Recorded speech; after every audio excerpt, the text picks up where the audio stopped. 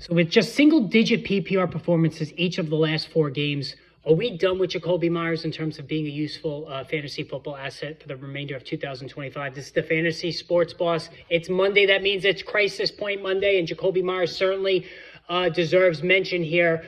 And just to set the baseline here, Jakobi Meyers over the last couple of years has been one of the most underrated receivers in football. Like even when he was with New England and then eventually coming over to the Raiders, really underrated performer, has performed like a top-end wide receiver 3. He's had some splash weeks where he was, moving up to high-end wide receiver 2, performance, impact and things along that nature there. So, the fact that he's really hit the skids and in such a remarkable fashion this season is telling, and his fantasy football owners no doubt have their confidence shaken in terms of using him going forward. Now, it didn't start out like this. Against the Patriots to open the season, 17.7 PPR points, 10 targets, 8 catches for 97 yards. Even the following week, 12.8 against the Chargers, he still got 12 targets, right? 6 catches for 68 yards. But starting in week 3, these were his PPR performances. 9.3, 7 on the nose,